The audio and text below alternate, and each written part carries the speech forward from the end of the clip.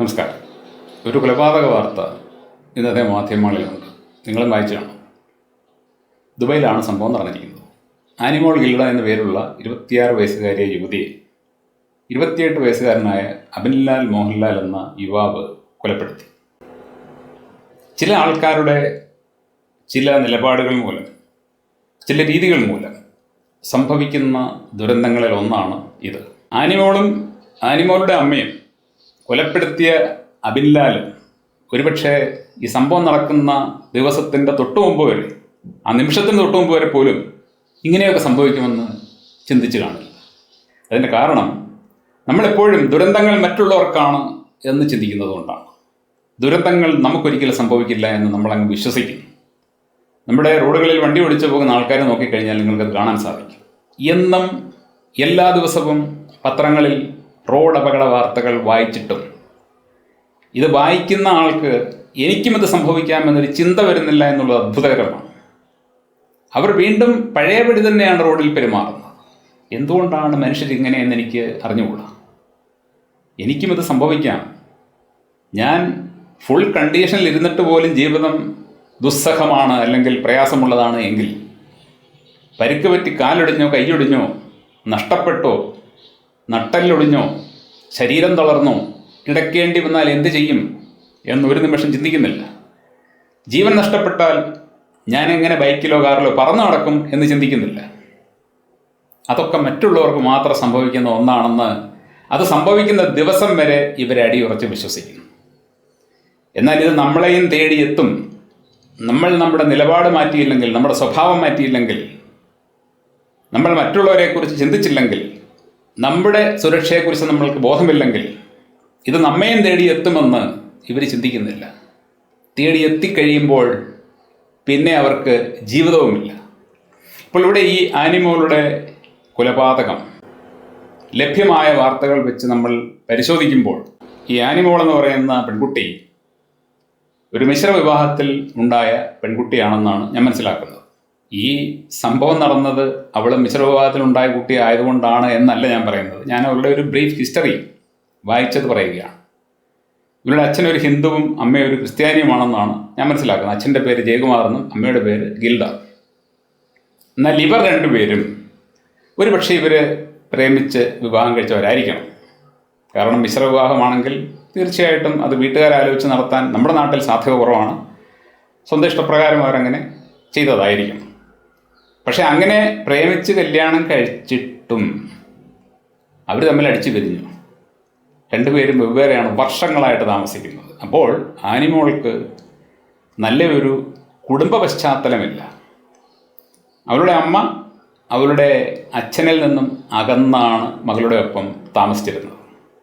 അപ്പോൾ അങ്ങനെയുള്ള ഒരു വീട്ടിൽ ജീവിച്ചിരുന്ന ഒരു കുട്ടി, ഇവരുടെ സാമ്പത്തിക സ്ഥിതിയെക്കുറിച്ച് നമുക്ക് കൃത്യമായിട്ടൊന്നും അറിയില്ലെങ്കിലും വാടകയ്ക്കാണ് താമസിക്കുന്നതെന്ന് പത്രങ്ങളിലുണ്ട്. അപ്പോൾ സാമ്പത്തികമായിട്ട് അത്ര മെച്ചമൊന്നുമില്ലാത്ത ഒരു വീട്ടിലെ കുട്ടിയാണ്. ഇങ്ങനെയുള്ള ഈ കുട്ടി ഈ അബിൻലാൽ എന്ന് പറയുന്ന യുവാവുമായിട്ട് ഇൻസ്റ്റാഗ്രാമിലൂടെ പരിചയത്തിലായി. അപ്പോൾ ഇവളുടെ അവസ്ഥയൊക്കെ അവരുമായിട്ട് പങ്കുവെച്ച് കാണും. അവൻ അബുദാബിയിൽ ഒരു ഹോസ്പിറ്റലിൽ ജോലി ചെയ്യുന്നുവെന്നാണ് ഞാൻ വാർത്തയിൽ വായിച്ചത്.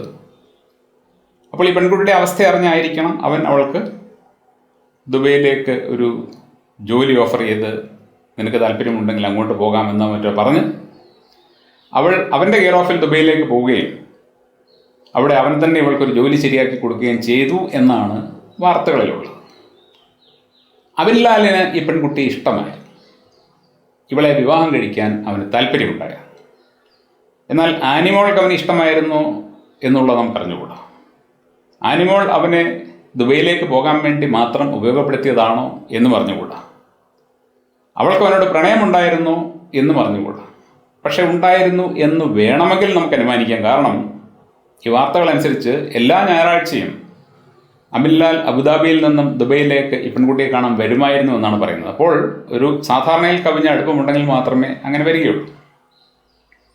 അപ്പോൾ തീർച്ചയായിട്ടും ഇവനോട് ഇവൾ നമുക്ക് വിവാഹം കഴിക്കാം എന്ന് പറഞ്ഞിരിക്കണം.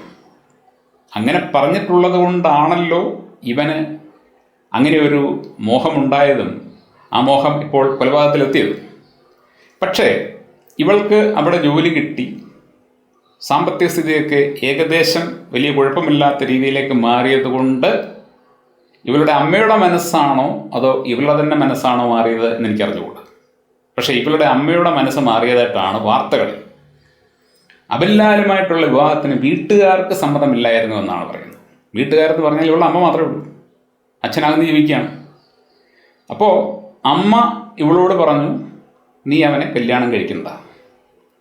ഒരുപക്ഷെ ഇവനേക്കാൾ സാമ്പത്തികമായിട്ട് മെച്ചപ്പെട്ട ഏതെങ്കിലും വ്യക്തികളെ അവർ കണ്ടെത്തിയിരിക്കാം.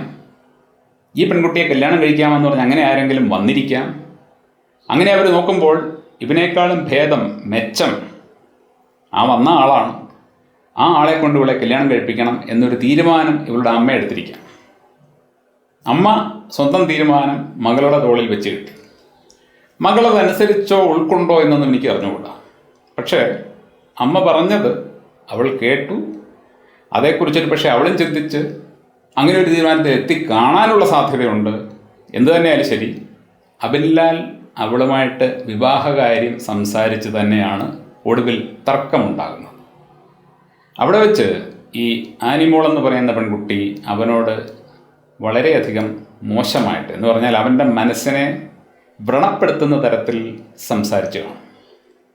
അവളുടെ ഗത്യന്തരമില്ലാത്ത അവസ്ഥയിൽ ഇവൻ സഹായിക്കുകയും അവളെ ദുബൈയിലേക്ക് കൊണ്ടുപോവുകയും അവളോടുള്ള അവൻ്റെ ഒരു പ്രത്യേക താല്പര്യം വെച്ച് അവളെ കല്യാണം കഴിക്കണമെന്ന് ആഗ്രഹിക്കുകയും ഒക്കെ ചെയ്ത് അവൻ അങ്ങനെ ചിന്തിച്ചുകൊണ്ട് ആ സ്വപ്നങ്ങൾ ചെയ്ത് മുമ്പോട്ട് പോകുമ്പോൾ ആ സ്വപ്നങ്ങൾക്ക് ഊടും പാവും ഇവൾ തന്നെ നെയ്ത് നൽകുകയും എന്നാൽ പിന്നീട് അതിൽ നിന്ന് പിന്മാറുകയും ചെയ്യുമ്പോൾ, ഇത്തരമൊരു സാഹചര്യം നിങ്ങളാരെങ്കിലും ജീവിതത്തിൽ നേരിട്ടുണ്ടെങ്കിൽ മാത്രമേ ആ വ്യക്തിയുടെ മനസ്സ് നിങ്ങൾക്ക് കാണാൻ പറ്റുള്ളൂ.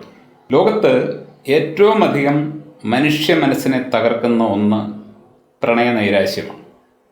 കാരണം ഈ പ്രണയത്തിൽ ഏർപ്പെടുന്ന ആൾക്കാരുടെ മനസ്സെന്ന് പറയുന്നത് വളരെ തീവ്രമായ വികാരത്തിന് കീഴ്പ്പെടുന്ന മനസ്സുകളാണ്. അവരുടെ മനസ്സിൽ ആ സമയത്ത് മറ്റൊരു ചിന്തയുമില്ല. അവരുടെ ലോകം മൊത്തം ഈ പ്രണയത്തിലേക്ക് മാത്രം കോൺസെൻട്രേറ്റ് ചെയ്ത് ഇരിക്കുകയാണ്.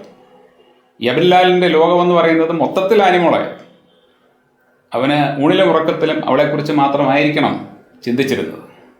അപ്പോൾ അവൾ തൻ്റെ ഭാര്യയാകും, അവളെ എനിക്ക് ഭാര്യയാക്കാൻ പറ്റും എന്നൊക്കെ ചിന്തിച്ചുകൊണ്ട് ആ പാവം ചെറുപ്പക്കാരൻ നെയ്ത സ്വപ്നങ്ങളെല്ലാം ഇവളുടെ അമ്മയുടെ പ്രേരണ മൂലമോ അല്ലെങ്കിൽ ഇവളുടെയും കൂടെ താല്പര്യം മൂലമോ അവർ തച്ചുടച്ചു.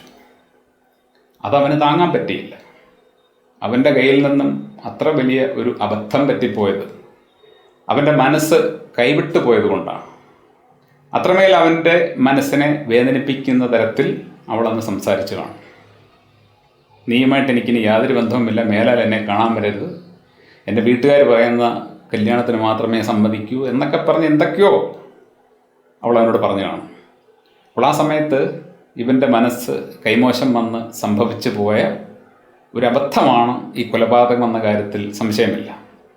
അപ്പോൾ ഇവിടെ പ്രതിസ്ഥാനത്ത് നിൽക്കുന്നത് അബിൻലാലാണെങ്കിലും എൻ്റെ വിലയിരുത്തലിൽ പ്രതിസ്ഥാനത്ത് നിൽക്കുന്നത് ഒന്നുകിൽ കൊല്ലപ്പെട്ട ആനിമോളാണ്, അല്ലെങ്കിൽ ആനിമോളുടെ അമ്മയാണ്. ആ ചെറുപ്പക്കാരൻ്റെ മനസ്സ് തിരിച്ചറിയാൻ കഴിയാതെ പോയവരാണ് ഇവർ രണ്ടുപേരും എന്ന കാര്യത്തിൽ സംശയമില്ല. അവനെ സ്വന്തം കാര്യങ്ങൾക്ക് വേണ്ടി ഉപയോഗപ്പെടുത്തിയിട്ട് അവസാനം അവനെ നിർദ്ദയം തഴഞ്ഞു കളഞ്ഞപ്പോൾ തങ്ങൾ മിടുക്കരാണ് എന്നവർ ചിന്തിച്ചു. പൂർണ്ണമായിട്ടും വിഡ്ഢിയാക്കപ്പെട്ട, പൂർണ്ണമായിട്ടും തകർന്നു പോയ ഒരുത്തൻ്റെ സ്വന്തം താല്പര്യം പോലുമില്ലാത്ത ഒരു പ്രവൃത്തിയാണ് ഈ സംഭവിച്ച കൊലപാതകം. പല വീടുകളിലും ഇത്തരത്തിൽ മറ്റു മനുഷ്യരുടെ വികാരങ്ങളെ മാനിക്കാതെ പെരുമാറുന്ന സ്ത്രീ പുരുഷന്മാരുണ്ട്. ഒപ്പം താമസിക്കുന്ന ആൾക്കാരുടെ പോലും മനസ്സറിയാൻ കഴിയാതെ സ്വന്തം ഇഷ്ടം അടിച്ചേൽപ്പിക്കുന്നവർ. അവരുടെ മനസ്സിലുള്ളത് സ്വാർത്ഥത മാത്രമാണ്. അവരെ സംബന്ധിച്ച് മറ്റൊരു മനുഷ്യന് എന്ത് സംഭവിക്കും, അവൻ്റെയോ അവളുടെയോ മനസ്സ് വേദനിക്കുമോ എന്ന് ചിന്തിക്കാനുള്ള കഴിവില്ല. എൻ്റെ കാര്യം എങ്ങനെയും സാധിക്കാം, ഞാനിപ്പോൾ ഇത്രയൊക്കെ മെച്ചപ്പെട്ട് നിൽക്കുന്നു, ഇതിനേക്കാൾ മെച്ചപ്പെടാൻ എനിക്ക് മറ്റൊരുത്തിനെ ചതിക്കുന്നതിലൂടെ സാധിക്കുമെങ്കിൽ അവനെ ചതിക്കണം എന്ന് ചിന്തിക്കുന്ന നിരവധി പേരുണ്ട്.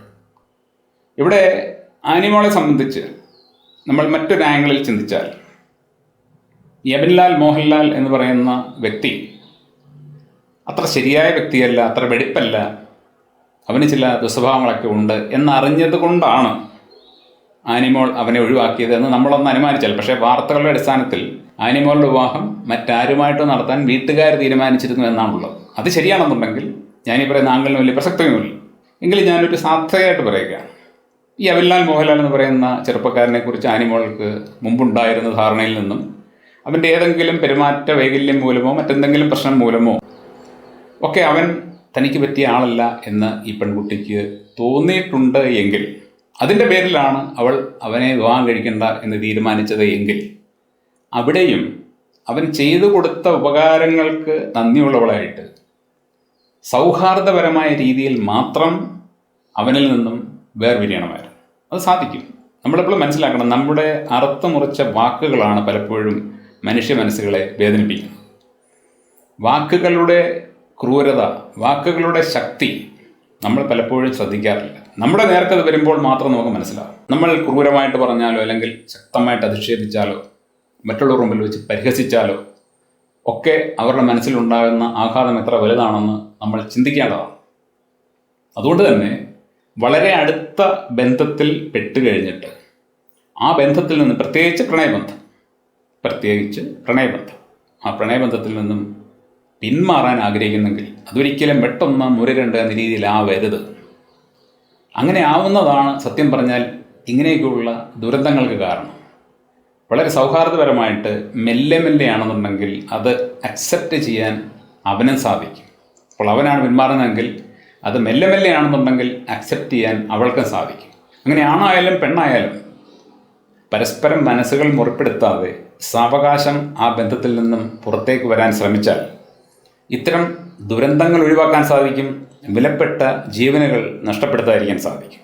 അപ്പം അതുകൊണ്ട് നമ്മുടെ ഈഗോയും നമ്മുടെ ധാർഷ്ട്യവും മറ്റുള്ള ആൾക്കാരുടെ വികാരങ്ങളെ മാനിക്കാതിരിക്കലും മറ്റുള്ളവർ ചെയ്തു തരുന്ന ഉപകാരങ്ങളെക്കുറിച്ച് സ്മരണയില്ലാത്തവരായിരിക്കുന്നതും എല്ലാം തന്നെ ആത്യന്തികമായിട്ട് നമ്മുടെ തന്നെ ജീവിതത്തെ തകർക്കും എന്നാണ് ഈ സംഭവം നമ്മളോട് പറയുന്നത്.